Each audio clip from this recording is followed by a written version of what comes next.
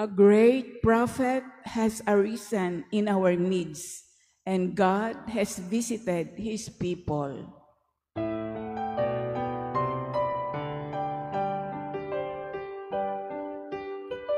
Hallelujah, hallelujah, hallelujah.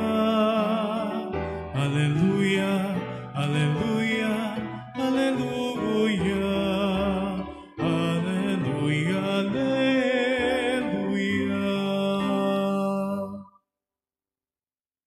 The Lord be with you. And with your spirit. A reading from the Holy Gospel according to Saint Luke. Glory to you, O Lord.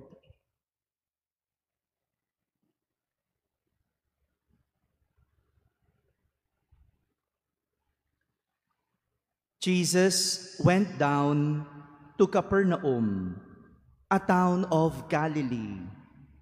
He taught them on the Sabbath, and they were astonished at his teaching, because he spoke with authority. In the synagogue, there was a man with the spirit of an unclean demon, and he cried out in a loud voice, "What have you to do with us, Jesus of Nazareth? Have you come to destroy us? I know who you are, the Holy One of God." Jesus rebuked him and said, "Be quiet, come out of him." Then the demon threw the man down in front of them and came out of him without doing him any harm. They were all amazed and said to one another, "What is there about his word? For with authority and power he commands the unclean spirits, and they come out." And news of him spread everywhere in the surrounding region. My friends, the Gospel of the Lord. Praise to you, Lord Jesus Christ. Good morning, my dear brothers and sisters. If yesterday Jesus was not accepted in his own hometown because they knew him as the son of the carpenter, kahapon, hindi siya tinanggap ng kanyang mga kababayan. Hindi kasi nila mapaniwalaan yung galing at karunungan ni Jesus dahil siya ay anak lang ng karpintero. They did not accept Jesus, and they drove him out of the synagogue. Tinaboy nila palabas ng templo hanggang sa muntik nilang ihulog sa bangin si Jesus. Just because he is a son of a carpenter. At diba guilty rin naman tayo sa ganon? Kapag yung anak mo, merong kinakasamang anak ng karpintero, sasabihin mo, "Anak, mamili ka naman. O, bakit yan? O, anak, wag yan. Broken family yan." Pero kapag graduate ng top 3 university, "Oy, anak, very good yung pinili mo." As if naman matalino. Nag-aral lang doon, pero diba? Ganyan tayo, We look at the family background. We look at the work of a person and we gauge their ability because of that. Para bang porke broken family, masamang tao? Porke ba anak ng karpintero, hindi na magaling, hindi na marunong? That's what happened yesterday. They did not accept Jesus because he was, or he is, the son of Joseph, the carpenter.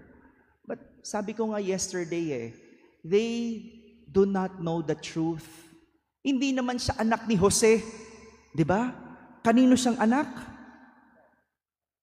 He is the son of the Father. But of course, Jesus does not need to explain himself. Hindi nyo alam ang katotohanan. I don't need to explain to you either. That's what happened yesterday. He was not accepted in his own hometown. And today, the people of Capernaum were astonished and amazed at Jesus' teaching. They said, he spoke with authority. Jesus was preaching in the synagogue in Capernaum, and there was a man who was possessed by an evil spirit. And Jesus commanded the evil spirit to leave and come out of the man. And the unclean spirit obeyed Jesus. He followed Jesus. He left the man. He recognized Jesus. You are the Holy One, the Son of God.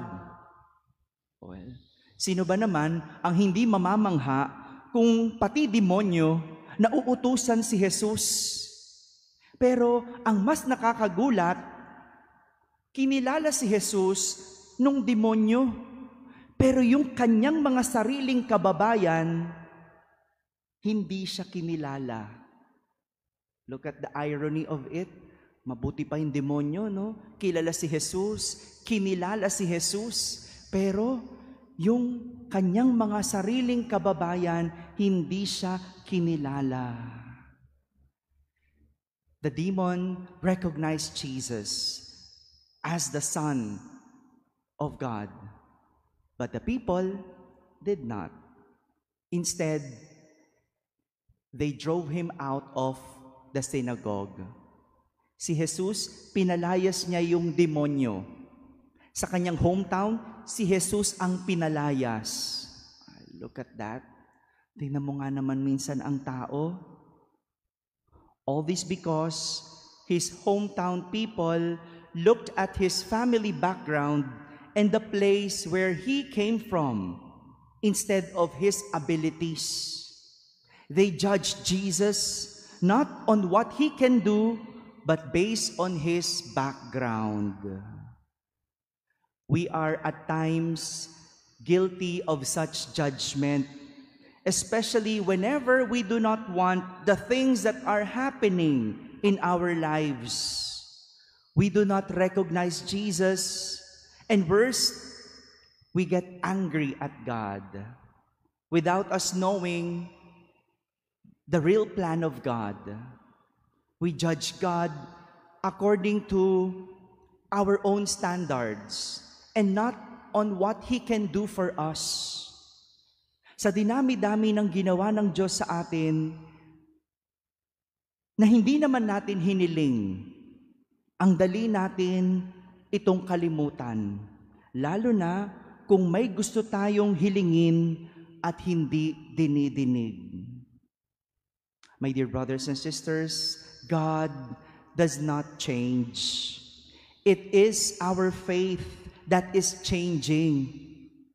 And our prayer is, may we have a strong faith that will never change amidst the changing of our situation. Amen.